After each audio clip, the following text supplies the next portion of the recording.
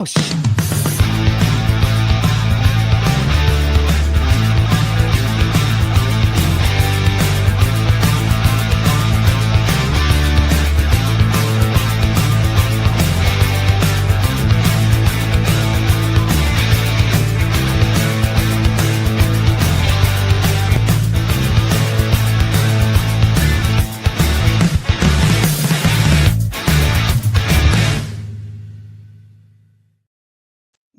Monday evening, everybody. How the hell you doing? I'm Manny Vitale, host of My Fight Our War. Look at Tyler's already jumped on there. God bless you, Tyler. Host of My Fight Our War, co-host of Music and Mayhem with Skylar Ray, and also, as hopefully you guys just saw, co-host of My Brother's Keeper of Bikers podcast with Thomas Guffey Vestergaard from Denmark, and we just lit it up. Thomas is incredible. Really hit on some pretty personal, intense stuff today. With Thomas giving his story about addiction, mental health issues involving his kids. And I mean, I tell you what, it was intense, and I really appreciate my brother sharing like that. And that's something we're going to do. I told you that we're not going to hold back. Good, bad, or ugly, and we're going to come at you with everything. We may not be for everybody, but we're not going to bullshit you. We're not going to sugarcoat stuff. It's going to be as real as it gets, and we're going to do it to help. And I appreciate that. We are doing it as of now every Monday. We're trying to zero everything in. It's a 6-hour time difference from Denmark, so we're looking at 4:30 p.m. Eastern time. And we will Amber's back. So we're going to keep that going. This Wednesday, however, there will not be a Music and Mayhem this Wednesday. Couple reasons, actually. Skylar and Kayla are going to be off to their Montana tour, so that's going to be part of the reason. And also the other part is I've got Caitlin, who is one of the organizers, directors, supervisors of FAN, which is Facing Addiction Now, who is an incredible person. I tell you, she's got a shit ton of responsibilities, and I was very blessed to be a speaker at one of their events and looking forward to doing a lot more with them. So they are actually having a pretty big event. I believe it's June 21st. We'll have all the details for sure on Wednesday because Caitlin will be coming on this Wednesday. So no Music and Mayhem. We will have that information once Skylar gets back. And that's about it. Amber loves her some FAN. But you know what? Now that OG's done burping. Oh, yeah, something. Oh, my God. Oh, honey. She was like saying the alphabet. I was like, you would have thought I had a gummy. I wanted to throw up. Oh, I go, the mics are live. She's like, yeah. I was like, no, I said they're live. And I go, well, Tim, sorry, you got them on your cheek. Go ahead and put me back in the green room. Good People Lord. have to look at my face. It's probably turning green right now. Oh, yeah. She's like, I think I'm going to puke. I'm like, hey, let's go. Live TV. I love it. I want some pukage. It's not a part until someone throws up. Okay. But our guest tonight, man, I tell you, is someone I brag about all the time, man. I tell you, people who do what we do, doing shows and all that, I appreciate y'all so much because the passion and the work that goes into it. And our guest, you talk about putting work into it. His graphics, the detail, the cameras, the mics, the setup, the background, the guests, the timing, the inserts that he does is insane. He does it like that. And he makes it look so simple. So every time I need something, I reach out to this person. And as busy as he is, along with the rest of the amazing crew over there, he's like, I got you. Just like that. I got you. When do you need it? Sure when you got done. And look at this. I didn't say who it was, but someone knows. So since Jim gave it away, let's bring out a special guest, Tim Snyder, producer, host of Talking Trash podcast. Sir, how are you, brother? I'm good. I'm good, fam. How are you guys? Oh, awesome, man. Jim had to, Yeah, always. See that? I was just jumping on there trying to give this big surprise. It's like, oh, Timmy. Well, I'm not much of a surprise. I don't bring too much to the table, but my Oh, team is awesome. Jim, Kaisa, Will, they are. This is a God thing, you know what I mean? I didn't do this. I laid the framework out, and it just came together. So we're helping people, and it feels great. oh, Really. I tell you what, Tim. I know you always, make sure to let people know. A lot of times you'll say, not co-host, you'll always say one of the hosts, and you Yeah. always put everyone before you. And we are a team. I always say the same thing with me. I go, this is not an I and a me. This is us and we. That's all Yeah. we are. Yeah. And I couldn't do it without OG and everyone else, and you and Kaisa, Tim, Jim, Will, everybody, and it's just a team effort. But when it comes to know your limits, and mine is pushing this button. That's my limit. And yours, like I said, and as busy as you guys are, seriously, man, I've called you a couple times on things, and I got you. That was it. I got a text this long that I sent. It's like, Yeah. so and all of a sudden, all it says, got you. Got it. No problem. And then it's like 10 minutes later, all done. Yep. Son of a bitch. Listen, it's like there's frauds everywhere. People that take advantage of things and try and put themselves on a pedestal or whatever. And you're not that, and we know that. You know what I mean? So we try to keep Oh, our people in the same orbit, and it's hard to find. There's a lot of bullshit out there, but oh, there's good stuff out Mhm. there, and you guys are number one in my book. So I'm glad I appreciate it. I'm glad we've collaborated and made friends with each other. It's very nice. Being on your show is a freaking riot. I just sit there.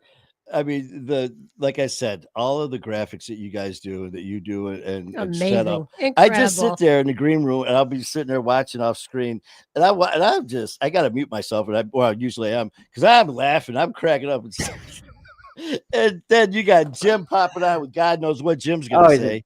good lord. Oh, It's it's taken a oh, while though. I mean, Talking Trash has been up for a year and a half, and I've gone through 5 or 6 co-hosts till we landed with this team we have.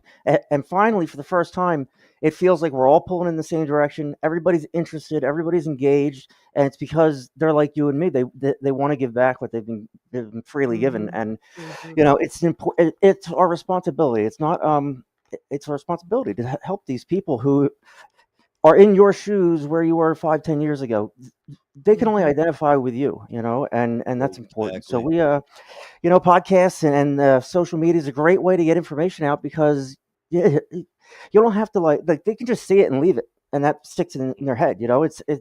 addiction, and it's anonymous, all that stuff. We try to incorporate that, but we just we want to make everybody feel like they belong. The graphics, all that stuff, it's fun, sure, but it's to get your attention. And then what are these guys about? They look kind of professional.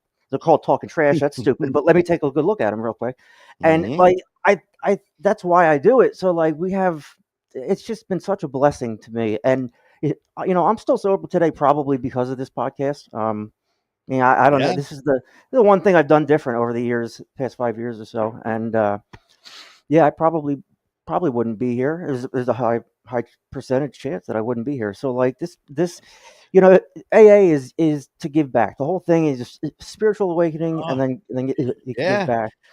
It's You like know, our therapy. It's like myself and Thomas did our show right before we and you went on, and someone was asking him about being sober, and he was telling it, and then they were talking about me, and my circumstances were different because of COVID in 2025 or yeah, 2020 when this all happened, and I really didn't have a lot, but it was just like doing this when I share my story with people, hearing other people's story. That's my release and giving, and so, I mean, it's just such a blessing to do this. I never in a million years thought the stupid shit that I've done, the stupid shit that has got me almost killed numerous times, Mm. would be stories that people are very yeah, interested in hearing yeah, in a positive manner, and just yeah, like yours. And that's why you're here tonight, man, is a couple reasons. And just going to point out that there's so much that I want to cover with Tim, that we're going to turn this into a two-parter, because there's just I don't want to shortchange anything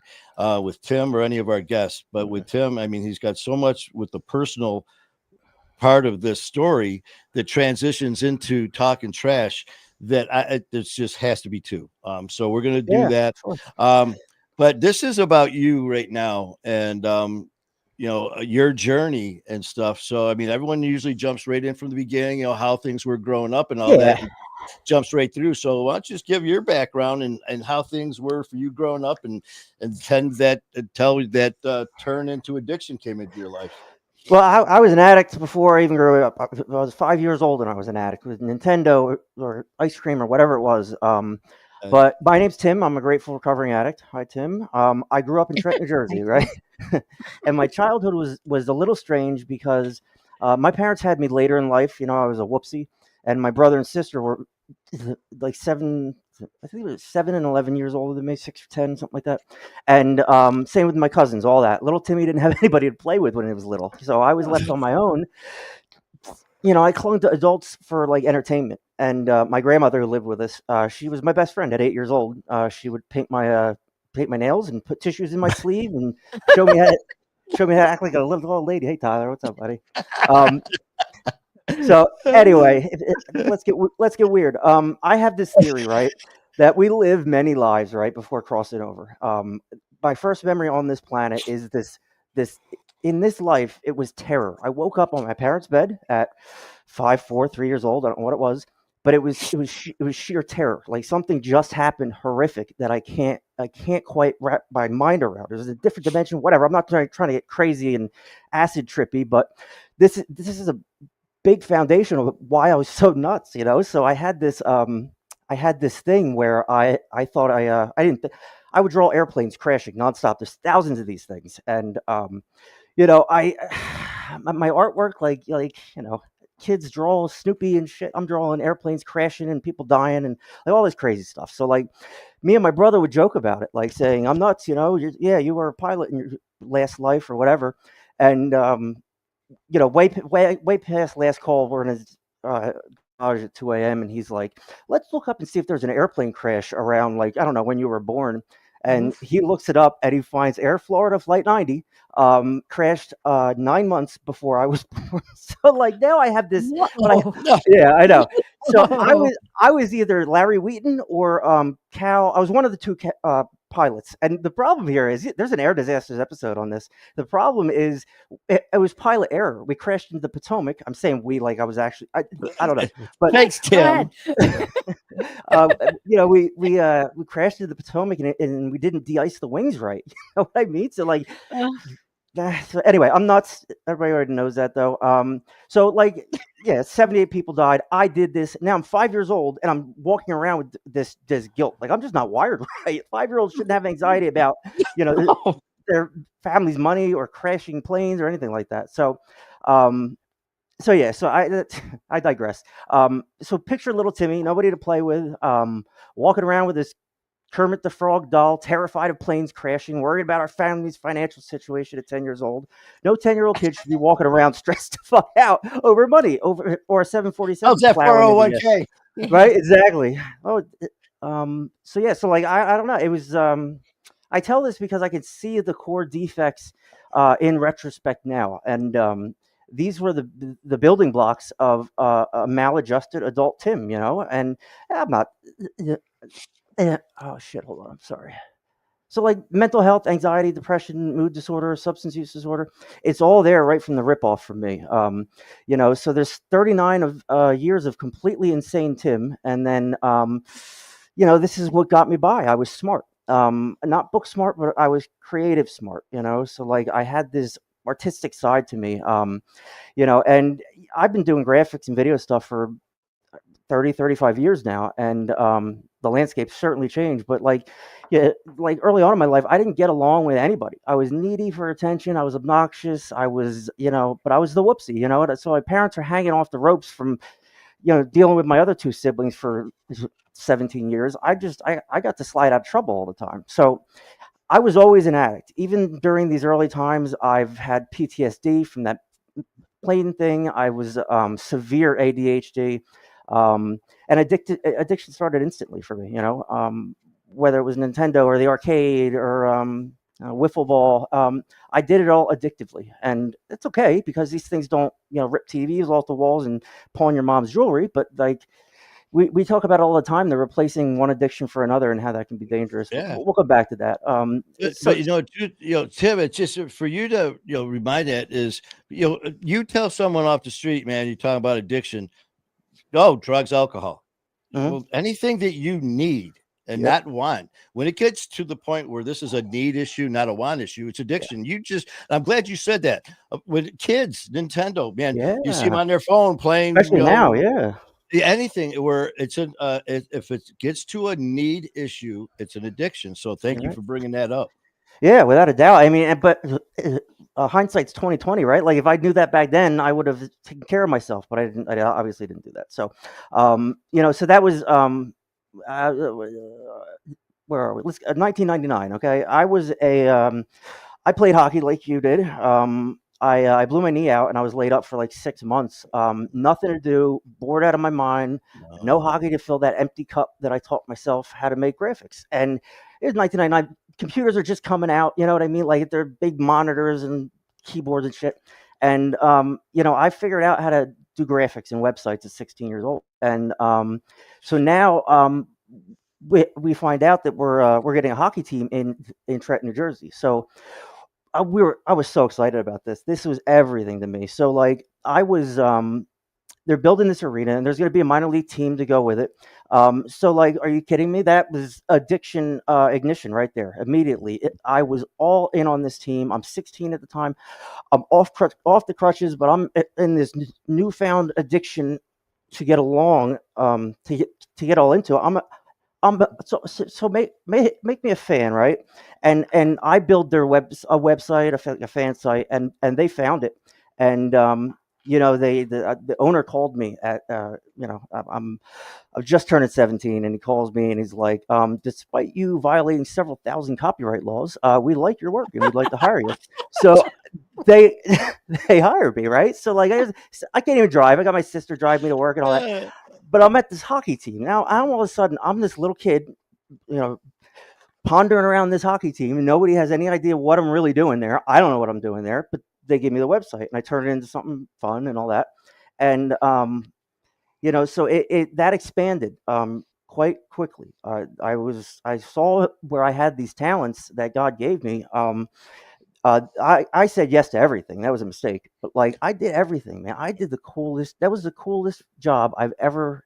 It was the best time of my life, right? So like, I'm 16. I'm starstruck. I'm at the office. People don't even know me yet. I end up doing print media, like brochures, their website, game day stuff. My job. This is the coolest part of this. My job was to stand in the press box, high above the stands. 8,000 people below me, all waiting for me to play music or a video or hit the goal horn. And are you kidding? That was an addiction right there. You talk about power, right? But I'm 16 years old. Like, I know But let's talk about power real quick. Apparently, at the Sovereign Bank Arena in Trenton, New Jersey, all the lights are hooked up to one power thing that I knocked out with my foot. All the lights went off in the middle of the game. 4 minutes to go in the. Yep. So anyway, it's that's it. So anyway, let's see, I have a funny story about that too. We got a goal horn, right? And you can tell if somebody's playing a recorded goal horn or if somebody has a horn up in the rafters, and they're like, "Can we trust you to get this?" I'm like, "Probably not, but I'll give it a shot."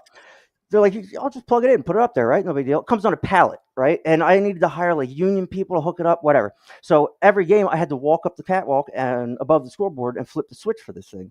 So I was up there right before a game, and as soon as I flip the switch, it starts going off. Somebody's on the horn in the booth. So like that blows out my eardrum, all kinds of shit like that. I've had so many concussions I couldn't even tell you. So anyway, minor league hockey, very gimmicky, kind of like us, but like this is a crazy thing to happen to a 16-year-old kid who just learned how to play nice like a year prior. So it's 10/15/1999. I'm in a suit that doesn't fit. I'm throwing up, and because I'm terrified of doing this hockey game. It was a panic attack with a back in it. So, the hockey team. So we moved forward a little bit. The hockey team's not distracted me enough now, right? I'm never fulfilled, right? So like my untreated mental health and addiction are searching for a new distraction, whether I know it or not. That's how my addicted brain works. So let's do something else that's too big for me, right? So I do that. I get an apartment at 18 years old, high school, right? Like, but I was a superstar, right? So I could do no wrong. Like everybody thought Tammy's fine. They would tell me you're going to write your own ticket. I'm like, cool. I don't know what that means, but I guess I don't have to do anything. So like, so here I am in this apartment, graduating high school, and it's ridiculous, right? So I remember the night we graduated, I had like the entire high school in my 2-bedroom apartment. Like that's how it was. So Oh like my God. terrible. So it's I I don't know how to I don't have to do dishes. I don't have to do laundry. I don't have to grocery shop. I learned how to chop up cocaine. So like this is not like Uh-oh. something I'm good at, right? So like We have skills. yep. So obviously, I just ended up losing the job, and skinny as a rail, and I'm the only kid with an apartment in Trenton, New Jersey, all skinny, strung out with his dog, and it was constant chaos. So um, I go to live with my parents. Obviously, they bought a new home an hour away or whatever, and they get me out of my apartment. Well, it was a disaster. What's Jim saying? Hi, He Jim. says Kaisa sends her love. She's in a meeting. A girl. It was where was I? Yeah. So like Cocaine. I was doing cocaine and ecstasy back in 1999. That's what it all was. I wouldn't go near heroin back then, right? So this is that's the bad drug. If you do that drug, you're a dirty junkie. This stuff is high class, So it's a rich man's drug though, cocaine, and I was not that. So yeah, so 19 years old, I moved in with my parents. I go to college just to appease them. Like I don't know what I'm doing in my life, right? I sign up for a bunch of classes. I go to one class. It's called music listening, and I failed that. So like it shows you where my dedication was. But I met a friend who introduced me to my ex-wife now, and she became my first drug dealer. She had uh, shoulder surgery. She had Percocets and Vicodins and Ultram. I mean, you name it. She had it all, and we start seeing each other, and she was cool at first, like we all are, and then she was my very first plug, and she introduced me to opiates, right? A Vicodin or whatever. And I was like, "Are you kidding me? This is how it feels." I was like, "Holy shit!" I knew I had a problem right then and there, and so that's it. So I go back to the hockey team after being fired. There's no company card this time. That was the only rule. Tim can just go back to do whatever the hell he was doing. They just don't get a credit card, which is smart. So I was like, "All right, let's try this again with this new Tim that I've found." I really haven't, but I'm just aware of things now. So I go right back to the job I was doing, which is being butchered in my absence. I had a keen skill of like creating this hockey game atmosphere. And we sold out every game, 7,800 people. And it was raw. It was awesome. So I get back to it, and I was better this time around. The off season hits, and I asked management if I can use one of their apartments that the players aren't using now. It's summertime, and they give me keys to an apartment.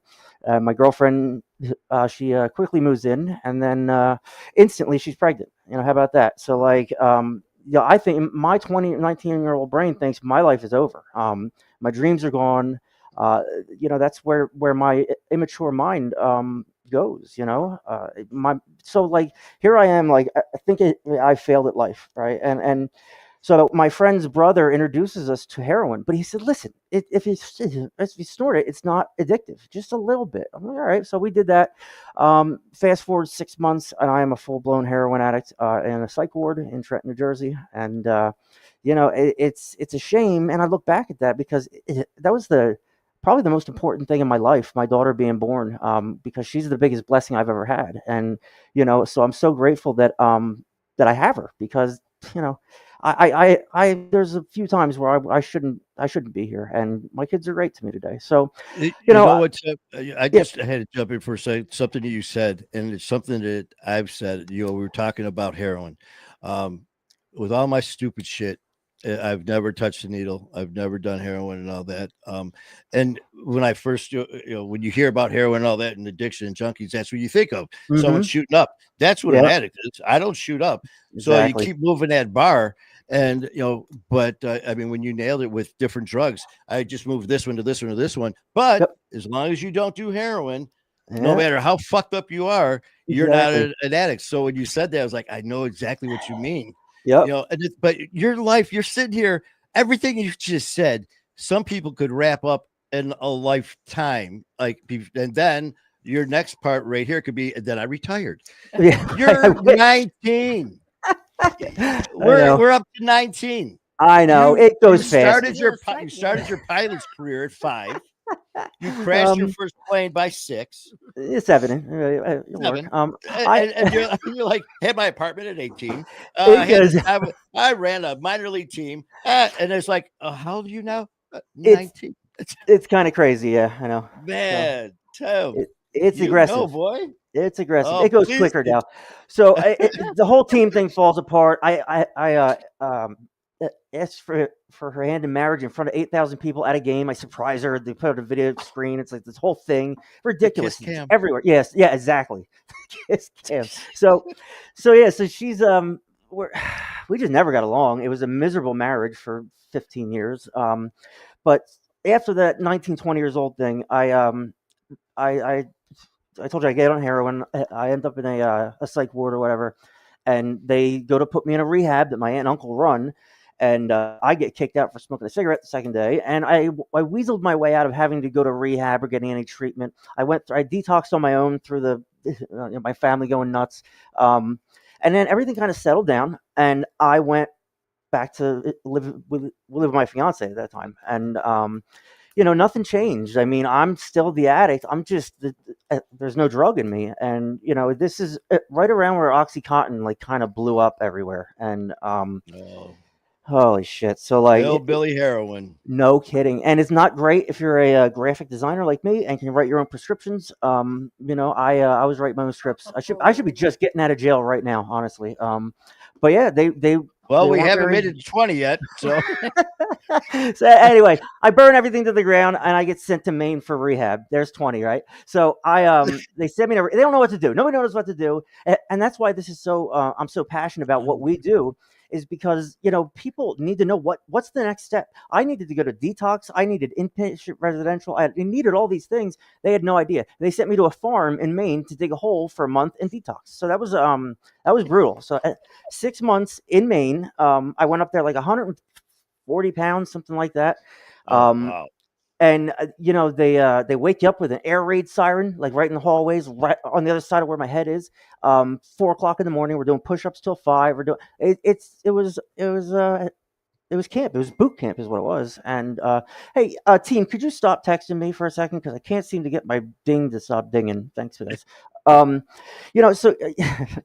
it wasn't where it wasn't ideal, but it's what I needed at the time. And everything happens for a reason. We all believe that. I know that.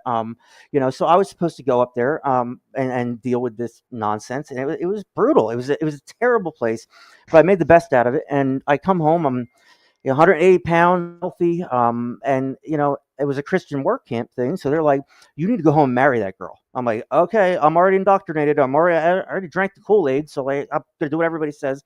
I go home and we set up a wedding. I went home in March and we were married by July 30th. So yeah, this OxyContin era was a disaster. Instead of just making bad choices, now Oxy is everywhere. And like 2003, 2004, I had a Photoshop document of a prescription pad. I would just punch in whatever I needed, take it to CVS, fill it on my dad's insurance, all fraud, all over the place.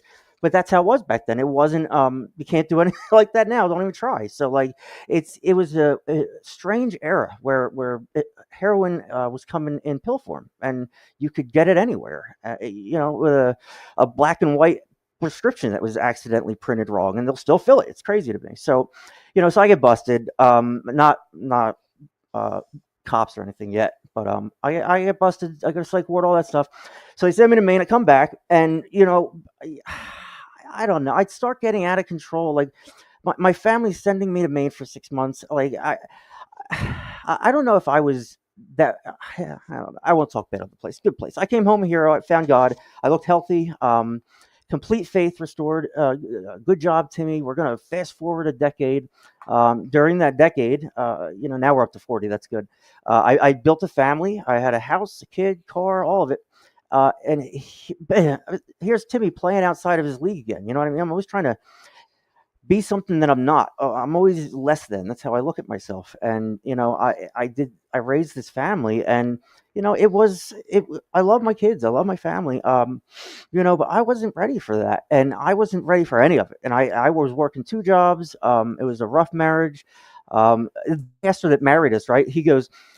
He meets with us before the wedding, gives us a couple of like handouts, these sheets we got to fill out. We bring him back. We go again, and he's like, "You guys didn't send out invitations yet, did you?" We're like, "Why?" They're like, "You are total opposites. You do not match. You cannot get married." I'm like, "Sorry, sport, we're getting married." So that happened. So we're like the worst couple you can have together. It was money was always hard. I worked 2 jobs, sometimes 3 jobs. Every second of this decade of hardships, I was forcing a smile in my kids, and I'm just trying to be a good person. It's hard to do. Average is not an easy thing to be. You don't have to be Superman. It's easy to be an asshole, but average is an important. That's where I try to center myself today. Is just being average. Don't have to overthink it, overdo it, underthink it. Just be myself in the moment. And so things are okay, right? Like I start this graphic design business for pro sports teams, and they I would get, it was supplemental income. I'd work all day. I'd come home at night. I would get, a $2,000 job, bunch of graphics for the scoreboard, whatever. And they, I ended up. Oh, hold on 1 second. Sorry about that. I ended, I'll give her like 1,700. I'll keep 300. Whatever. I had my revenue stream. So it's funny. Like you can always find the addict that's holding. Like in the middle of Times Square, pick the guy out, and sure enough, like the right, the blues were there, the OxyContin 30s, and I'm buying them, and now I'm buying Adderall to work these 2/3 jobs. And I still somehow held it together, kind of. And then my brother-in-law passes away, 43 years old. One of my best friends, nothing foul play or anything, just heart problems, and I took that really hard. I had a tough time going through that. I think I cried more than his wife and daughter cried. I was like out of my mind. So all that being said, we end up moving into a big house to accommodate them. We bring them to live with us, to help them because they needed it. And it was just a year of a nightmare. It just sucked. And they move out calendar year later, and me and my wife are still reeling from this whole thing. We're still like angry. We don't know what's going on. This is messed up. This isn't right. So like we're just getting at each other. So it had just been peak season at UPS. I'm a UPS driver now, and my helper, I pick up a helper, right? Because we do that during Christmas, and he he pulls his phone out of his pocket and drops a bunch of Suboxone. I was like, "Hey, could I have one of those?" He's like, "Sure." And enter my Suboxone dealer for fucking a year. Like, are you kidding me? Like, I'm not doing it the right way. I'm not going to a hospital or a doctor or anything. I'm just like, It falls in your, when you say it falls in your lap, it falls in your lap. It absolutely. Yeah, it is ridiculous. So like this guy, and he becomes my drug dealer. Like I'm driving to work, I'm driving to the liquor store back and forth. Like he's running me around, and I'm giving him my lunch money, and I'm not eating, and I'm taking subs that I should have been on, and I should have been on from a doctor with psychiatric help. And I didn't do any of that yet because I was married. I had stuff going on. And I didn't want people to think I was using again. And, so it all ends up with me back on Suboxone, trying to figure out what's wrong with my mental health. Because I can say I was now, I was alone in a room full of people. I hear that a lot, but like that, I can identify with that more than anything I hear in AA or NA or whatever. And the point of this podcast and the point of what we do is to bring everybody together, and that works. We see that works. It works in AA, NA, any fellowship. It's the camaraderie that'll help you. So we just had geez, these people. Anybody want to work as a secretary for Talking Trash? Hey, No. Okay. So anyway, so hey, I'll tell you what, we'll do it. Well, let's see. We'll do a little bartering. A couple hours of work from OG, a little bit of graphics from Tim. Oh, well, okay. All right. So we're fast forward. This is my current run now. This started at 37 years old. I had me and my wife split up. I took that really hard. I thought that meant that I'd failed again. Like, when I was 20 years old, I thought, the framework of my life that I had set up has just vanished, and I've lost it all again. And the addict in Timmy came right back out. And I remember my last day at UPS. It was the day after Thanksgiving, and it was snowing. There was like a foot of snow on the ground. They still sent us out. And I'm just like, something's wrong. I'm done. I'm done with whatever this is. I just split up with my wife. I had a girlfriend, my wife and my girlfriend fighting, all this crazy shit, crashing cars, like it's nuts. So like I drive out to my route. I see the liquor store. It's 9:01. I pull in. I go in the liquor store. I down a bottle of Fireball. I get back in my truck. And I drive it back to the base. And I said, I'm done. I just walked out. I give them like 250 stops right there. It's just sitting in their laps. They weren't happy, but they had great insurance. And I went to rehab world.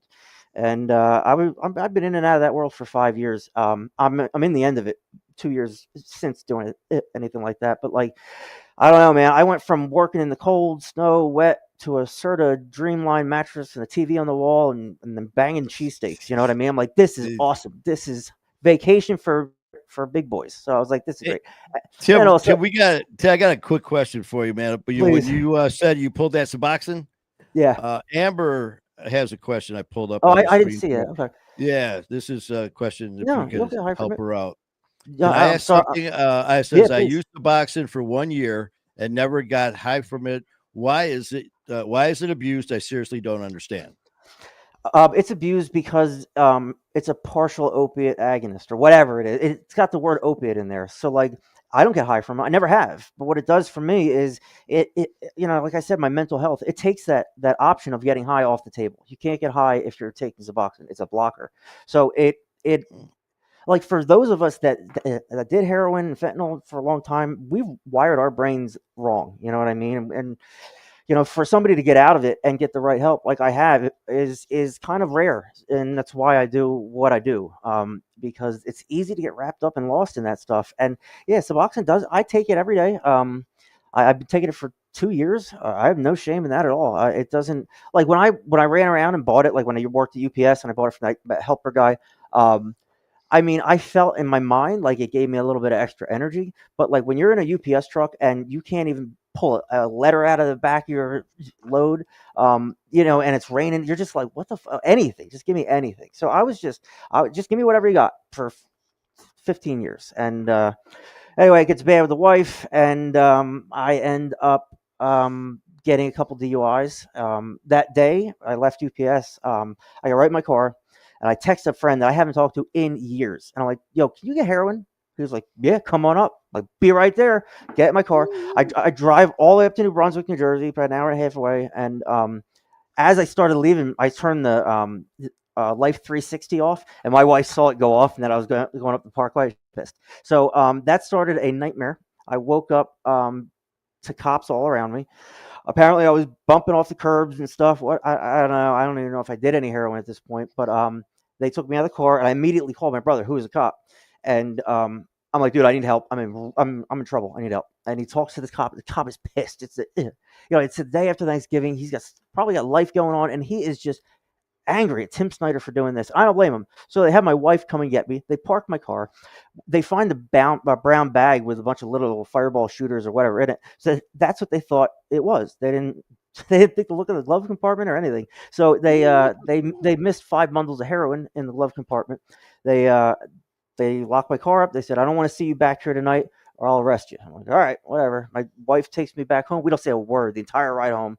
We're on the outs at this point. I go home. It's like 6 o'clock. I fall asleep. It's 11 o'clock. I'm like, what's going on? I'm like, oh, shit. Where's the heroin? Oh, it's in my car up in. So I Ubered up to Colts Neck, New Jersey, and got my car.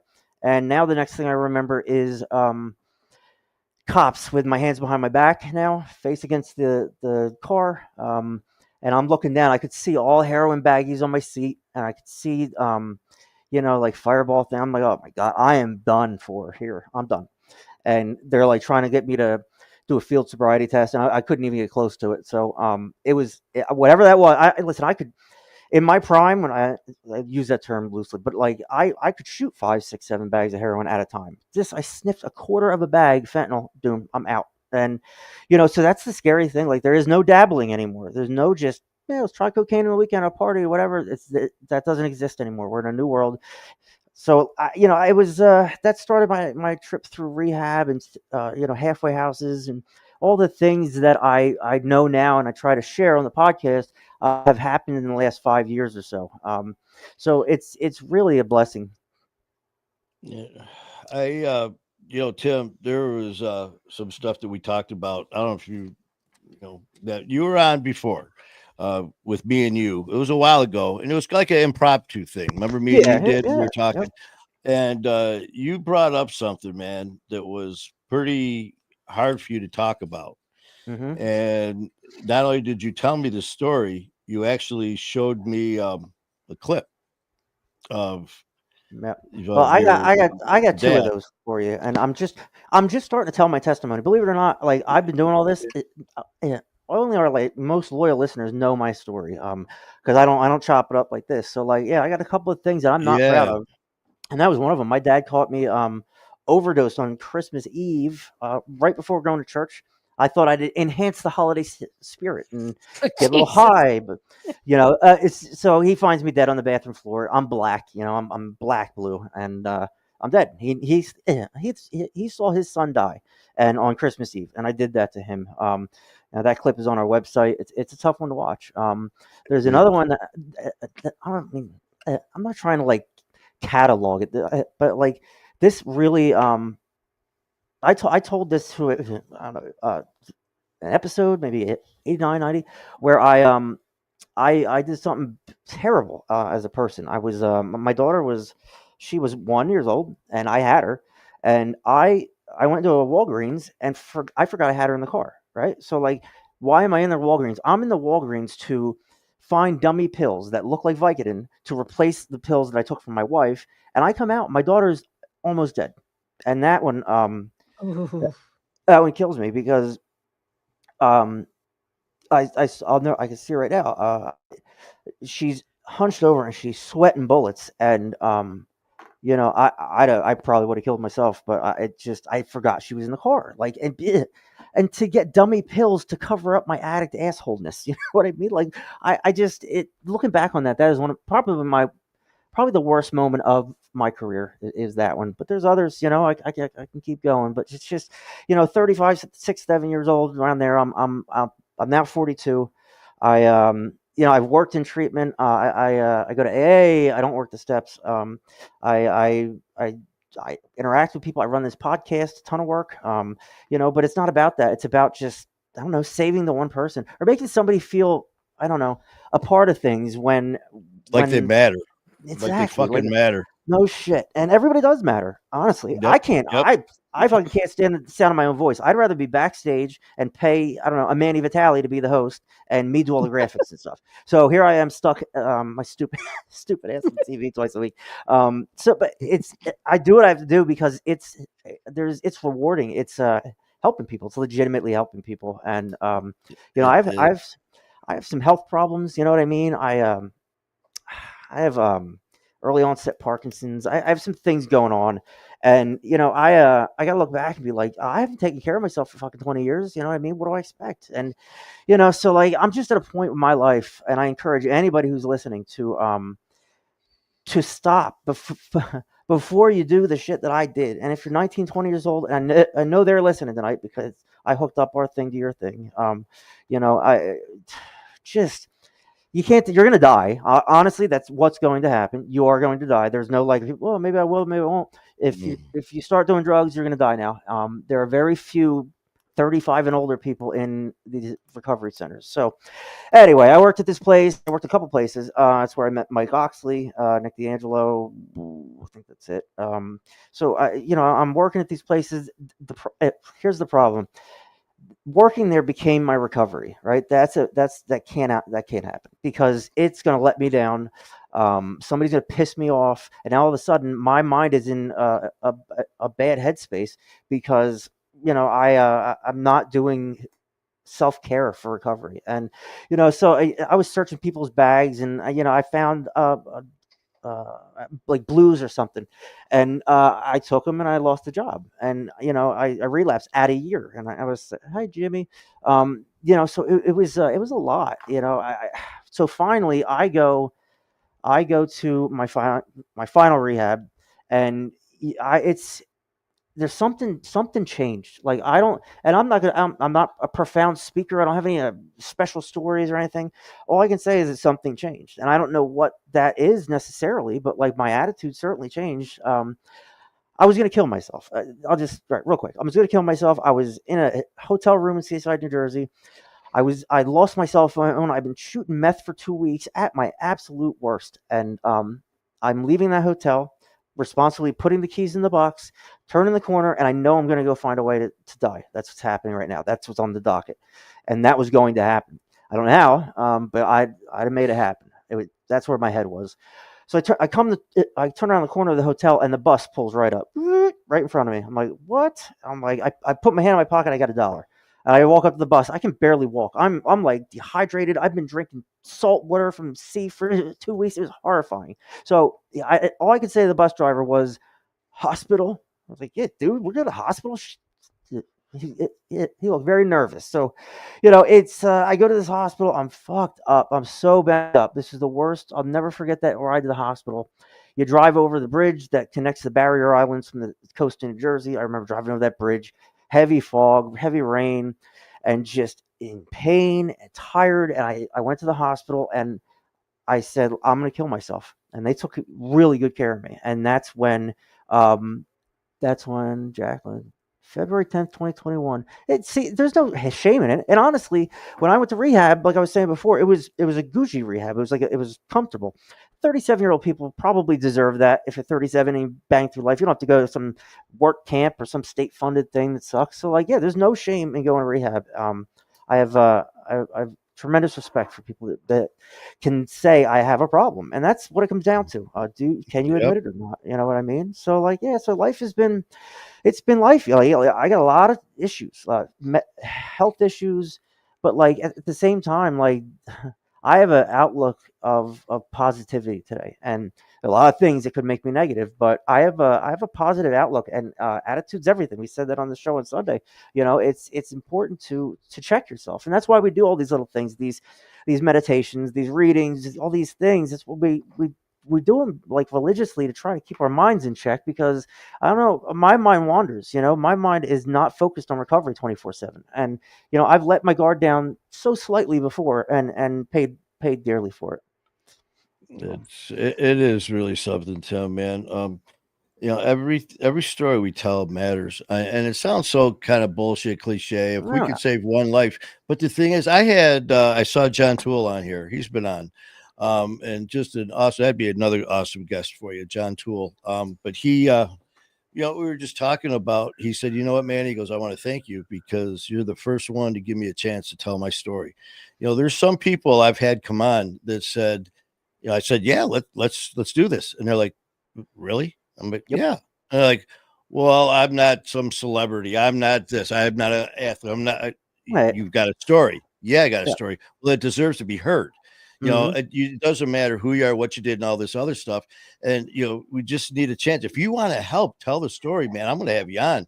And John took that step, and now he wants to do podcasts. Now he's starting a platform and a forum. So check out John Toole. But yeah, I mean, I get you. I really do, man. And we're here for a reason. And another thing you said is, as far as what we do, don't set yourself up for failure, man. I mean, we got these goals, and go after these goals. Go after them with vengeance, but don't set them so they're so outrageous that you're doomed to fail, because that's just another excuse. So you're right. Oh, right. The fear of failure, as addicts, we have that fear of success as well. You know what I mean? We're afraid to succeed. If I succeed, I'll go up higher and I'll fall. So it's different between different people. I'm sorry. So anyway, what's going on with your podcast with Thomas Vander? Thomas Guppy Vestergaard. He is insane. I tell you what, he is such a good man. We are literally just getting to know each other. I've been following him for over a year and a half, and I didn't know if he even knew I was alive. Well, he ended up being on a show of a friend of mine, Bill Stacks, Chatting with Stacks, another incredible show. Bill's been on mine, I've been on his, and I see him on Stack's show. So I reach out to Bill. I'm like, I got to get him on my show. Gives me his number and shit. I reach out to him, and he's in Thailand. He lives in Denmark, but he was in Thailand for 4 months. So we're talking, and I said, listen, man, I'd love to have you on the show. I've been following you. And, he's got that thick Denmark. He's got that accent. And we're talking back and forth. And he goes, oh, yeah. He goes, I've been following you for a long time. And I was like, really? Like, you never know. Well, of course you have. Fuck yeah, you have. I have people from high school that don't even realize. Yeah. I got you and these 2 other people. They follow me too. So we're talking, and he agrees to come on. But we talked about his biker style, lifestyle, my lifestyle, different things. And it was just like a switch went off. And that night I couldn't sleep. So I sent him a page text, and I'm like, listen, man, I go, I know you're coming on the show, but after this conversation, I go, I'd be a fool. My dad always said, if you don't ask, the answer is always no. I go, I would love the opportunity to work with you. Let's do a show. The next day he calls me. We're talking and going back and forth, and he goes, yeah, I was given another offer to do a show, which I knew he would. The guy's in demand. And I was like, hey, listen, I'm throwing my hat in the ring. And I go, well, I understand. He goes, I turned it down. He goes, I want to work with you. And it was like, man, it was like, dude, thank you so much. And that was another sign. What do? We want to do a show. Hey, Tim. No, listen, I'm part of your team. Like, I know. There's subsidiaries, Yeah, and it was so within minutes. I told him about. I sent the pictures, and all of a sudden I get this text. All done. It's already loaded. What? And I already logged onto your StreamYard too.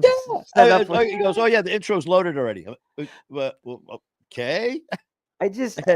When I believe in something and I know it's important, I'll drop everything. And I know what you're doing is important. I see how you connect to people. It's it's a unique trait people don't really have. You just somehow meet them on their level, and it's an amazing thing that you do, Manny. So I had no problem dropping everything I'm doing and making a graphic at 2:00 in the morning, whatever you need.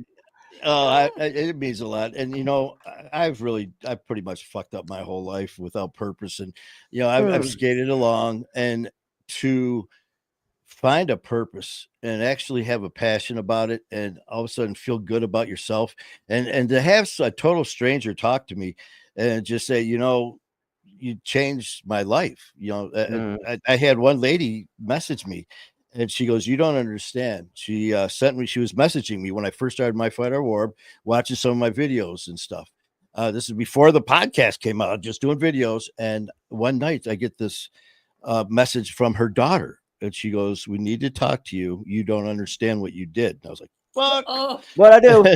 And she said her mom left her daughter a message to come over, and she was going to kill herself.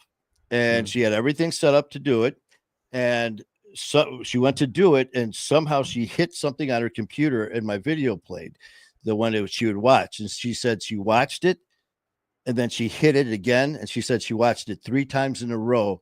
After that, she called her she contacted her daughter to come over immediately, came over, and by the grace of God, got there in time, got her the help she needed, and said, you saved my mom's life. And I said, this isn't I and me. This is us and a we. Our family saved her. But by telling our stories and to take terrible experiences, that we had, and turning them into a positive, just like you do, just like Kaisa and Will and Jim. I mean, what we do, it's not easy. It's not. We got an OG question. Yeah, it is. Okay. Tim, my background is I'm a nurse. Okay, okay. So you said something kind of like went right past it and didn't bring it up again. What is that? May I ask, what are you doing for your early onset Parkinson's? Oh, I'm seeing a neurologist, and they don't treat it yet. They just identify that it's there and stop it. But there's medication. I'm not taking anything yet, but it sucks. I see a day where I'm not going to be able to do a podcast like this. And it's just, I don't know.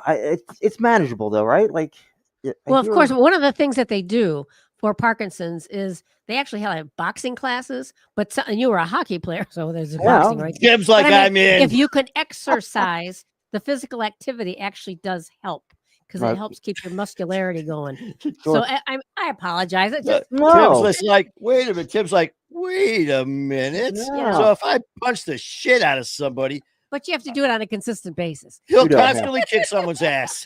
Mhm, Hey, nonstop. Jim. Hey, Jim. Before the next show, Jim's got a favor. See if Jim let you.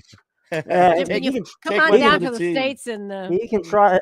He's a good Oh one. my What a God. great put team him in we the have. ice hockey. The ice I hockey told him team. Yeah. about the fire on ice Yeah. and stuff, but Well, you but know, no, awesome. really, there is boxing. That's one of the things that I they do. I saw it in a Exercise. movie once. I didn't think it was real, like No, the it's hockey real. thing where they fought. Yep. But no.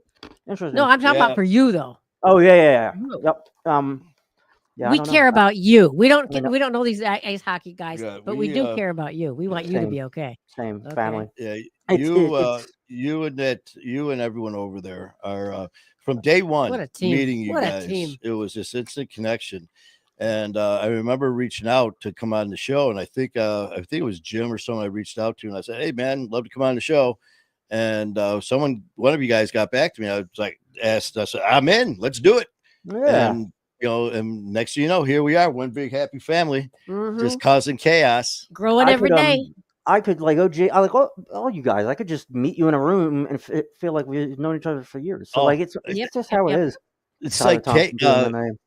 Kaisa jumped on with us earlier during Thomas's story. Thomas's story was, oh man, he's got 3 kids, and it was very intense, very personal for him. And he took it, man. He took some shots, and he was right there. Kaisa was very kind, along with the rest of the family. You guys are incredible, and I mean, you've been seeing these. I mean, the response to all this, I mean, is just awesome. And I'll tell you what. Who knew you are loved so much? yeah, I love they you. love Timmy. So look what they did for me, fans. They sent me, since I don't accept money, they sent me a gift care package, I guess, with delicious yeah. jerky. Yay! Wonderful.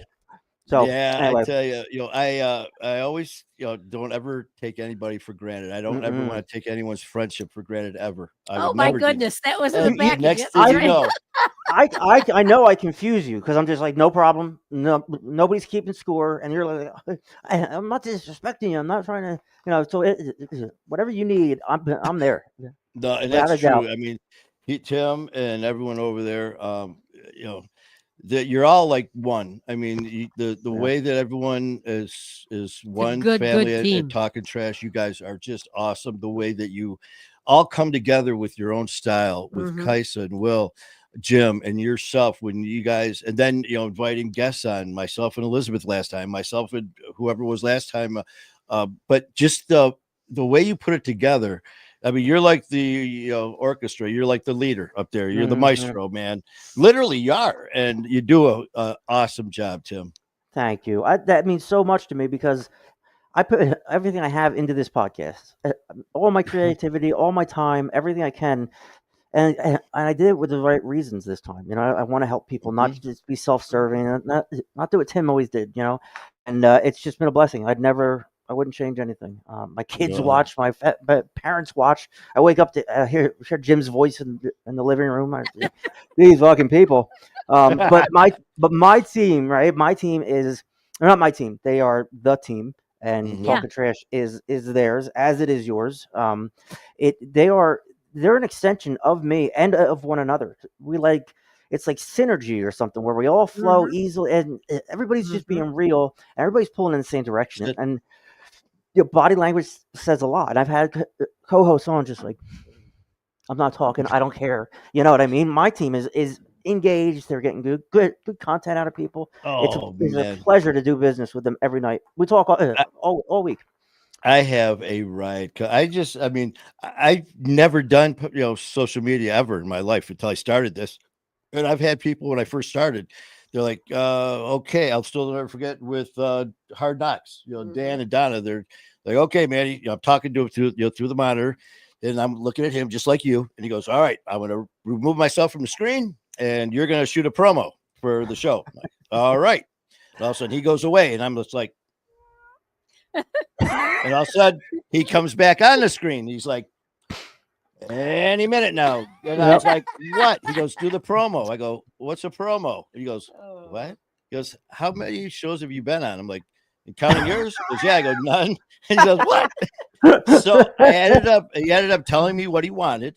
Yeah. I shot this promo, first one of my life, and it was very well. Dan and Donna were very happy, and the rest is history. And he goes, he goes, you know what? He goes, man, you're natural. And and I've just been having a ball. I've always go live, never use a script, and just shoot from the hip, man. And I know I don't know all the answers, but I'll never stop asking the questions. And way to go, dude. Honestly, that's what we're doing. We don't have all the answers. We have experiences that we can share. Yes, I'd say what worked for me, but like we're cross pollinating. We're your fans are coming over here, my fans are coming over there. It's said. It's awesome, man. Awesome. But man, this is only part one. We still have a whole nother episode we're gonna do, because we got to get into the whole mindset of how this transition from, I still love, at 5 I started my and then I crashed this plane at 6, and then then I was worried about the finances and the 401k. And what is your sober date, by the way? 7/1/23. I'll be 2 years in July. Yeah, but then it's just like at 10 years old, I'm worrying about, so what's that 401k like? Right? I'm like, it's just like, and then he's like, that thing started getting crazy, and then I had my apartment, then this. And then I turned 19. What? But man, listen, brother, I is on so many different levels, as social media, as a host of a show. I have so much respect for you and your team, what everyone at Talking Trash. Thank you. For you as a person, what you've gone through, and the way you're turning this negative into a positive. Just like I say with addiction, kiss my ass. Addiction is only a word. Addiction is not a death sentence. Nope. It's just like, hey, man, we're called My Fight, Our War. It's not called, here, let me tickle your ass with a feather. No, man, addiction wants to fight. We'll fucking fight. I might, sometimes I've been told that I use some foul language, and I don't fucking know about that. But you know what? It's just like, what? If you don't like the way I staying sober, don't watch me. You know what? I will never tell someone what to do. I'd rather use a few foul words than shoot up or do drugs or do whatever. And if someone comes, that's one thing with your show and with My Fight or War. I can promise you, if you come on either show, join our families, you will never be judged. You will never be looked down on. You will never be disrespected, no matter what you did, how you talk, or how you stay sober. My rules are very simple for our family. Don't be an asshole. Well, no, because I'm an asshole. Don't disrespect our family. Don't disrespect yourself or anyone else. Yep. We're here to stick. I mean, if I don't like the way that you're doing something, I will talk to you off screen or something like that, and we'll discuss it. But it's just like, but I will never come down on someone. Yeah, this has helped me stay sober. You know what? I still think you're an asshole, but I love you. Right, exactly. There's only one way to stay sober, and it's your fucking way. Yep. So, absolutely. No shame, blame, no or guilt. shame, blame, or guilt. You're right. And like, out of the 4 of us, Will does nothing. He's just sober. We have Kaisa and Jim, both in AA, but both have multiple years. I have 2 years. I'm working on mental health and all that stuff. So we have a cacophony of stuff going on, and you're welcome to come in. Well, if you want to be a guest, hit Jim up, Jim at trash-podcast.com. You're welcome to be a guest, 90 days or more, please. So I don't know. We're a team, right? Like it feels good to have another organization off to the side where we can kind of like interact and collaborate and all that. And it's been great. We've been doing this for a year and a half now, and like Will, Kaisa, Jim, you, OG, everybody. They're staples in this thing we're doing. It just feels great. Feels great. Yeah, and thank you. Oh no, man, thank you. And we're right there with you. I mean, My Fight or War, January 9th, 2023 is when I started this. So January 23 coming up this year will be our 3-year anniversary. So we're babies. We're still the new kids too, but we're getting bigger, we're getting better, and we're like I said, we got talking trash with you and everyone, and I definitely appreciate that, man. It is, you are definitely a blessing along with everyone else at Talking Trash. And John Thank Toole you. asked for you to drop the email in the chat. Do what? Oh, Drop sure. the email Yep. in the chat. Oh, that's what I was telling you about. John Toole, he was on, and I tell you what, his story is very intense, and his knowledge, he is really into statistics. I mean, He reads a lot. He reads a Yeah. lot. You guys will have a very good conversation. He's an awesome guest. But Tim, what we'll do is I'll hit you up within the next day or so, and we'll set up a date for part 2 and all that, and then I'll also hit you up with the help I need for our I got you. I podcast. got you. It's my pleasure. I love doing it. I do love helping you. I really do. But So don't worry about seriously, it. man, I love you, brother, and I love you too. we are here for you and everyone at Talking Trash. Please check them out; they are all amazing. I love you guys. Love you too. Tim, until next time, brother. All right, buddy. I'll talk to you soon. Love you. Love you. Bye-bye.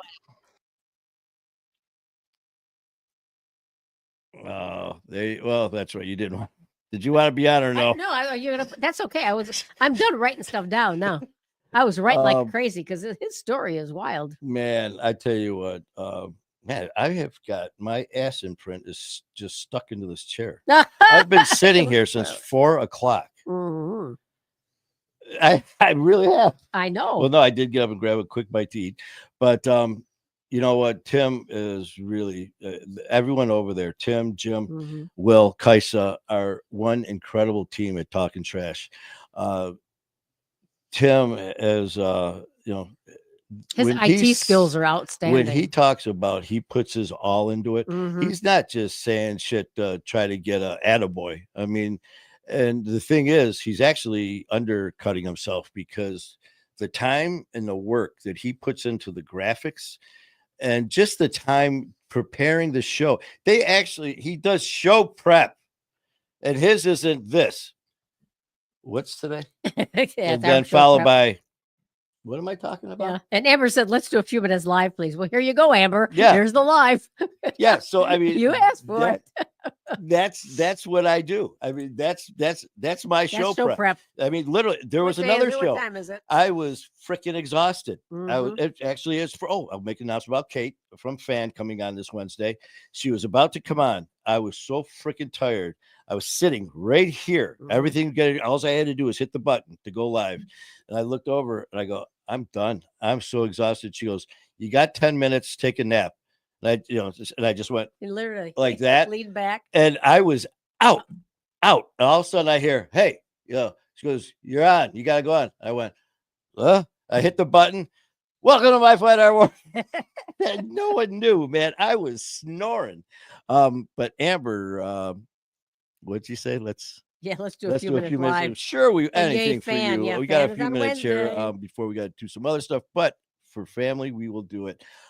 Fan, formerly known as Families Against Narcotics, now is Facing Addiction Now, are an incredible organization. One of they've got a office that I was actually at on Garfield and like 19 and a half between Hall Road and 19 Mile. And Caitlin is one of the organizers, directors, coordinators, who has she wears a lot of hats, shit ton on her plate. Yeah. I ended up meeting her somehow through some people that knew people at Fan and invited us to come and talk, just to talk to some of the organizers. And we went and introduced ourselves.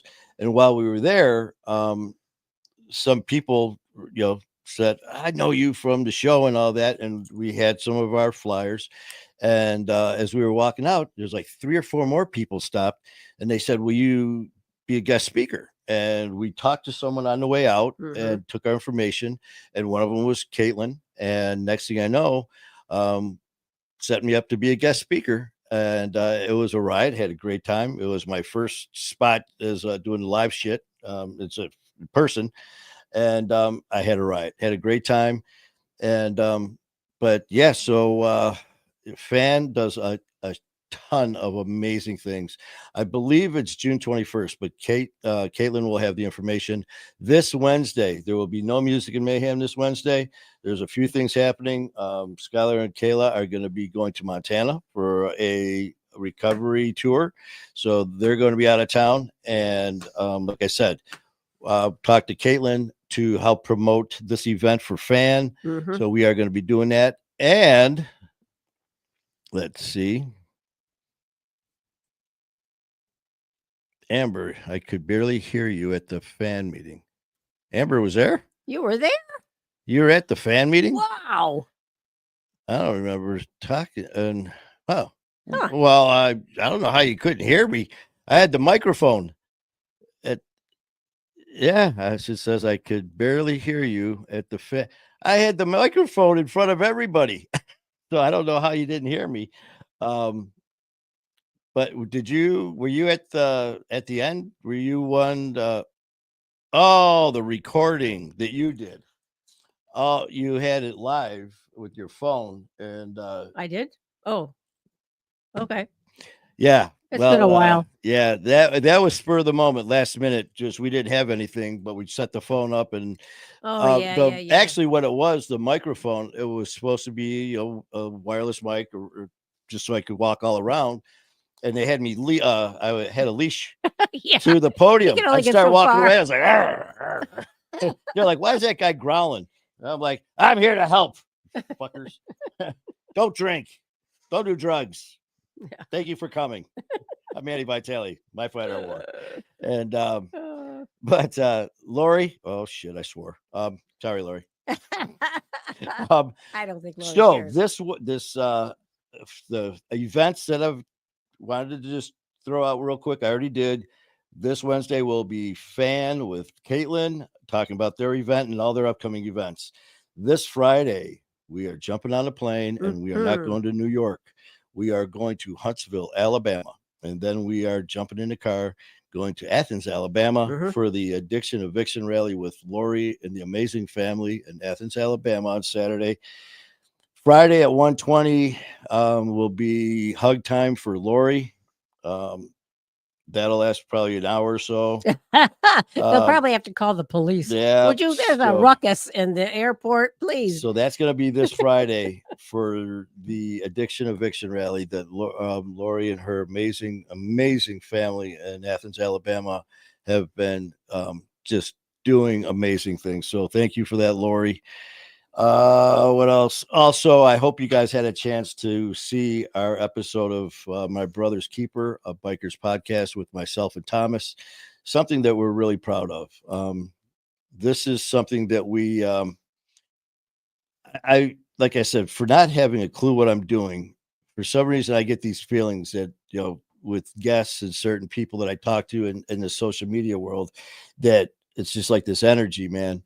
It happened with me and Ian Bick, me and Cronin, AJ Galante. It was just like this. There was something more. I mean, everyone is important in this family. We all have our own role in what we do. But it's like the people that I have been very blessed to meet are people who either are hosts of shows, producers of shows, people who know people that want to come on the show. And it's just such a wonderful environment of people that I'd never in a million years thought I'd meet. And I was telling a friend earlier that I remember I was on the phone at work and I was talking to our producer, Matt Cronin, and he's in New York. So a friend of mine came up to me at work and didn't know I was on the phone and started messing around. I turned around. I was like, I can't talk. And he's, oh, sorry. So you stand there like, okay. And I'm talking show stuff. I'm talking about the guests, the studio and all that. And I hang up and he kind of looked at me. He goes, what was all that? I go, oh, that was Matt Cronin. He goes, it's my producer in New York. Talking about the show prep for when we fly to New York this weekend and I stopped and he's looking at me and I go, excuse me. I go, I got to go outside. I go, I got to kick my own ass. He goes, what? I go, I sounded like such a douchebag, man. My producer and all that. And I go, these are words coming out of my mouth that I never in a million years thought I would be saying. My parole officer, the bail bondsman, America's Most Wanted. Yeah. But, and he started laughing and it was so cool because he goes, And he goes, listen, man. He goes, I fuck with you all the time. He goes, but this is something you should be proud of. He goes, did you ever think that you'd be sitting there using those words to talk about you? And it was neat. So it was just a lot of fun. Mm-hmm. But I can honestly say that one of those things, did you ever think 5 years ago that if someone would have said you'd be doing a show? Hell no. First I didn't think I'd be alive. But and flying from here to there, yeah, and here and there and there and here. First class. Oh, well, and here we are. Thank you, OG. Being blessed to be in an actual studio, mics, monitors, interface, cameras, sound equipment, the portable stuff out in the kitchen table is no longer a kitchen table. It's the setup out there. To have this, and then to have a studio in New York, because Ian Bick and Matt Cronin believed in what I was doing and the way I was presenting it, gave me this opportunity. They didn't give it to me and say, we're going to, give you everything and help you run it. We're going to give you the studio to use, and where the equipment, you have to make it work. So, it's not like people were talking for me and doing the interviews for me. It's a lot of hard work, but I love it. And I get to chat with you guys and mess around, have fun, being very serious at the same time. Amber, I don't know if you're still here. But today's show with Thomas, today's show was very intense. Thomas shared some very, very personal things about himself, his family. And that's what we're doing. We talked about this before we started the show, before we agreed that we were going to do this. I said, I don't want to, be some little half-ass stuff here. I like I said, it's not my fight, our war for nothing. We don't back down from anybody. Any controversy wants to come our way, we will hit it head on. But we will do it with respect and dignity. We're not going to sit there and hide behind a keyboard and talk about people behind their backs. We're not going to jump in and talk about people to other people that we don't even know. If there's an issue, we will be more than happy to have you on the show to discuss your feelings, to do it as an adult and put on your big boy shoes, your big boy pants, your big girl pants, whatever, and we'll figure it out. And I guarantee you, two things will happen at the end of the conversation. You're going to say, you know what, Manny, I think you're more of an asshole than I did before. But you know what? Maybe I see things a little bit more on this, situation a little differently. Okay. But I still think you're an asshole, which I would be very happy with. Well, what I really like after him talking and break it down in tears and, oh my God. But then this guy started laughing. Well, yeah. You hit those really hard parts.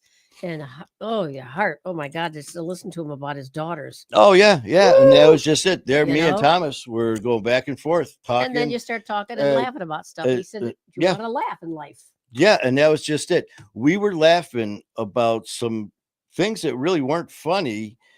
If you were to talk to people who didn't understand the addiction world, the things that we deal with, the way we deal with it. We're laughing at ourselves. And just like he said about the people at the meeting, they weren't laughing at him, they were laughing with him. And the way I say it is, I love doing that, because for me, it's, that little bitch slap in the face to addiction saying, you know what, you didn't beat me. Something as evil and sinister and as dark as you are, I'm laughing at with my brother and my sister. We're laughing at you because you failed. You didn't beat us. And you know what? All these people in the comments, they beat you too. Addiction, you lose. Addiction, you're only a word. Addiction's not a death sentence. Every one of these people, every one of our family members in my fight, talking trash, Ride With Me Addiction, everyone at Athens, Alabama, all of the incredible platforms that are out there. One word, man, heroes. Well, let's see, champions, warriors. I mean, it just goes on and on because, we are the most caring, sharing, loving, supportive people you will ever meet. True. And the last thing I'm going to do is judge anybody for helping in the recovery world because I may not agree with what they say. I love you. If they're sober, they're helping 1 million people. Oh, he said something bad. You're going to judge people. You know what? The only person I'm worried about and that's going to judge me is the one who was there that brought me back after being shot and stabbed and organ failure. Last I checked, these people who want to talk about me or want to talk about other people, were they there at our darkest moments? Were they there when we needed help? No. Were they the reasons that we're alive? No. For me, God above was always has, always will be. So that's who I, am grateful for. Every day I wake up, I want to be a better person because of the blessings that he has given me. And I want to be a better person when I look in the mirror for the body that didn't shut down on me. Yeah, yeah. Oh my God. But yeah, we that's the way it is for with My Fight Our War. And again, to any platform out there, man, is definitely do you. If you want to come on your show and promote love and recovery and all that, but have stipulations on how to go about it, no problem. Hey, I may even watch a second or two of your show, and just try to pick up something positive out of it. And I'm sure there will be, but no one's going to be coming on My Fight or War and, being, be degraded Slamming anybody. because of what you did in the past or what you say in the present. As long as you don't disrespect anyone in our family and anything like that, we are here to help, not judge. And the last that's one thing that just kills me about this recovery world. When I first started, and I'm not naive with my career being, in law enforcement as a highwayman. I literally went from a lawman to an outlaw and had to deal with every scumbag out there, including myself. I'm in that. I'm not saying everyone else. I'm that person. So it takes a lot to get something by me. But when I first started this and, the My Fight or War and social media, and I'm like, wow, these recovery hosts and platforms, they're all so amazing. Everything. Look at everyone wants to help. Every show wants to be on. All these people now want me to come on their show. Everyone's so wonderful that I'd be on their show and I'm watching them and we're talking. Then the camera stops. And then all of a sudden it's like, oh, so-and-so, yeah, piece of shit. And I'm like, what? Yeah, we were just talking about him on the show and what a joy it was having him on. Oh, he's a piece of shit. I'm like, what? Uh-oh. And then they're like, don't you? I was like, well, you know what? Thank God for Brad McLeod, Sober School. Thank God for Dan and Don at Hard Knocks, because they were the first two shows that I jumped on. And I remember, letting them know that I wanted to do this and how I didn't know what I was doing. So and I told them all these people are helping. And I started mentioning some names. I got a call back within minutes of sending them that text. And they were, they said, Manny, listen, we can tell you're excited and you really have the best intentions. And that's the only reason we are going to tell you this. And they've been around a long time. These are very, very knowledgeable hosts of shows who did not have to help me at all. They didn't know me from Adam. They had no idea, except I was as real as could be. And that's when they opened my eyes to the bullshit that social media can be and the bullshit that people can be and portray on camera. And when that camera stops, the real people show up and talk about people behind their backs. They will sit there and portray something that they're really not. And believe me, a lot of the people saying stuff about me, thinking that I don't know that they've said this, because they've said it to so many people that even though I was a new guy, didn't realize that I was making a lot of friends very fast and very high places in the social media world. So I'm getting phone calls from some pretty influential people. I was, like I said, and I'm not bragging, I was very blessed to have this happen to me. And they thought enough of me to say, hey, Manny, heads up, and here's why. And like that, I was like, gotcha. Same scumbags that I arrested, the same scumbags that arrested me, the same ones that I rode with in the club, the same guys that I fought with and got the shootings, the stabbings, all the same that are in here. But the difference are the ones who really mean it from their heart. My Fight Our War. Amber, Jim, Tim, Will, Kaisa, Kalisha, Calico, Ian Big, Matt Cronin, AJ Galante, Skylar, Jacqueline, Lori, Lori, Brandon Hughes, Bill Stacks, Tyler, Kat, There's a long Kai. list. There's a long list. Don't even try. Yeah, you know what? It was so easy when I first started because only a few people wanted me on their show. So I'd rattle off like 5 shows. I'd be like, watch this. Store Patrol, Hard Knocks, ha ha. She's like, how do you remember those? Well, there's the only ones that ever wanted me. So now Heidi Sullivan is thank you, Amber. Yeah. Heidi was actually one of the first people My Fight Our War. Read what Jim said. Jim put, Manny, can we send you a shirt that doesn't have a hole in it? Look at your arm. Show this arm. It's vented. Did you buy it that way? It's vented. This was people trying to cut you. Wait a minute. Maybe was I cut? I think I was. It was like a ceremonial thing. Was it a fight you were in? Yeah, it may have been. No, I found this. Amber, GoFundMe. No, there'll be no GoFundMes on my show. But thank you, Amber. And I'm not going to sew it either. Manny needs a shirt. Yeah. You know what I hate is anything around my neck. I've got a very chubby neck, and like you'll never see him in a turtleneck ever. No, man. Turtleneck, man. No, I mean even like my regular V-neck T-shirts, I put them on. First thing I do is grab the V-neck. Go, so Jim. This is very fashionable. This here, I think, was back in the beginning of a fashion statement. The 80s. I don't know. Just like my jeans now that are all full of holes that are my old jeans that I've had for years. They're worth money. They got whole and the ones that fit.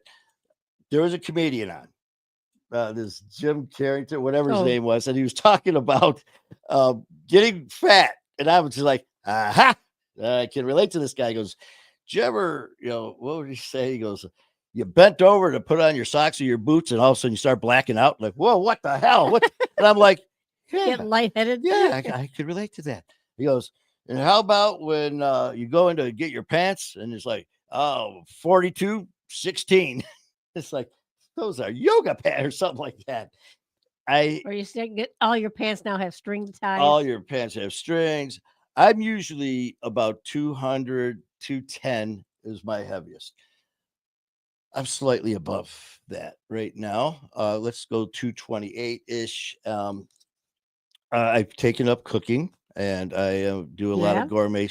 Well, no, I didn't think so. I've taken up eating. And that was that Carrington. He goes, now that I'm single, he goes, you know what I do? He goes, when you have no one in your house saying, it's 8:00, you shouldn't eat that this late at night. He goes, now that I'm single, you know what I got in my kitchen? I got a chocolate cake. And I was like, yes, I can relate. He goes, and you know what? All I do is grab a fork. He goes, I don't need a plate. I'm like, yes, I have done that. And then it's like, you just pick it up. He goes, tell them how you eat ice cream.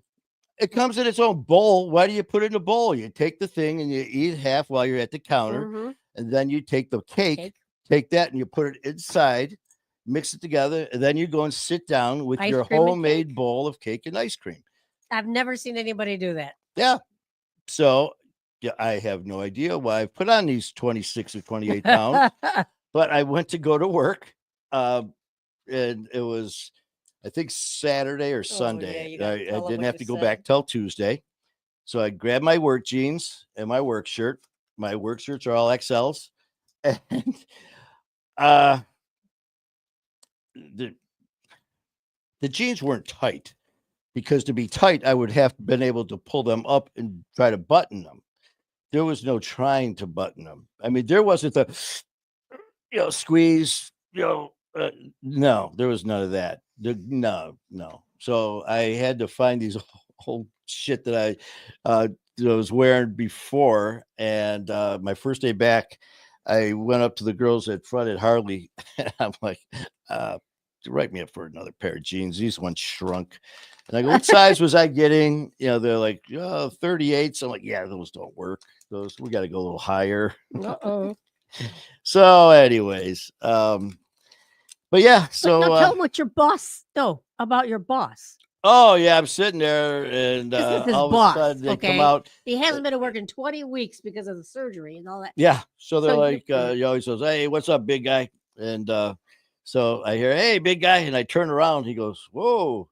He goes, "Put on a few pounds, huh?" I go, "Well, yeah, I may be fat, but you're ugly, and I can diet."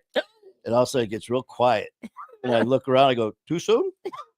I know I've his been away first for a day while. back at work, I've been away, and the but boss didn't fire him. oh man, you gotta have fun, man. But anyways, I Ooh. you know, God, it's 9:09. We're still gonna be Yeah, we but anyways, probably you need know, to we close it told up. Amber that we'd stay on for a little bit. We do what we do for our family. That's what Mhm. we do in this family. We We shame nobody. The only shaming that will be done is me being shamed. You can go ahead and take shots at me all you want. Nah, he does it himself I to got thick himself. skin. I got very thick, fat skin. Yeah, Lori. And then Lori turns around in Athens, Alabama. And She's gonna feed him here a I lot am of telling food. her, I'm like, yeah. She goes, "How you doing, man?" I go, I'm full. I'm getting full." And I started joking around about full. And she goes, "Oh, you just wait." She goes, "All of us here are waiting for Manny from Detroit to come to Athens, Alabama. We're going to have the Manny rally. We're feeding you." I was like, "Did you not just hear what I said about the?" And she's like, "We're having fried green tomatoes. We're having grits. We're having cornbread. And I'm just here going, okay, yes, Down the we list are. of everything. Yep. Yes, we are."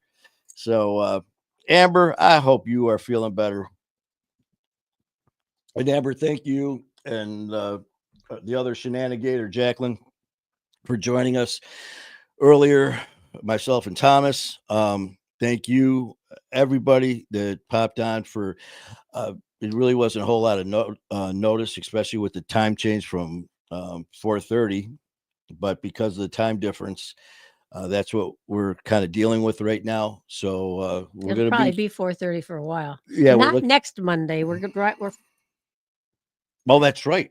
taking next No, Monday wait a off. minute. We fly back Sunday. We fly back Sunday, but because we're flying back, Well, we're still going to do my brother's keeper you are okay. because Thomas had to, excuse me, change some scheduling around because he Okay. sees his daughter who's, The one with the needs the medical seizures. care. We'll So leave it we at are that. going to do my brother's keeper, a Okay. bikers podcast this coming Monday at 4:30 p.m. Eastern time. So please check us out. And if you get a chance, check out Thomas's very unique page. I'm sure you've seen him. He's also known as the Sensitive Biker. He'll be sitting there with the side by side with the guest, and just it's the way he It's just does kinda it funny is the way he very, does it, yeah. Unique. very unique. And Thomas is just awesome at that. So check him out. Amber, you have a wonderful night, man. Know that we're all thinking about you. We love you, and we're sending thoughts and prayers feel your better. way, along with the rest of the family. John Toole eating ice cream by the container. There you go, my brother. And John, be expecting a call. They will be getting a hold of you. And Jim Leibel said, "Do you have parachute pants that match that shirt?" Well, you know what? I Oh, my have goodness. Nike sweatpants that will probably now fit like parachute pants. Uh-oh. So I just may be rocking that. Well, I not only am I a guest speaker at this Saturday's event in Alabama, I'm actually starting to sucker off. And Lori said, to start with a bang, me up there with this shirt and my parachute pants. No. Oh no. I'm representing Detroit, baby. Okay. So listen, man, seriously, you guys, thank you so much for the love and support for Tim, Every day. for every all of day. our guests, for each other, the Mhm. love for each other, the respect for each other are the main things that are the mainstay here. And I think Amber, Jacqueline, said something about that. In this family, you want to piss one of us off, we are called the Wolf Pack. And Mhm. we stick together. We don't take kindly to being picked on, and we don't tolerate it. And so thank you guys for that. We are family, and we are loved. You are loved. And until next time, man, keep fighting that good fight. Good night. Love you guys.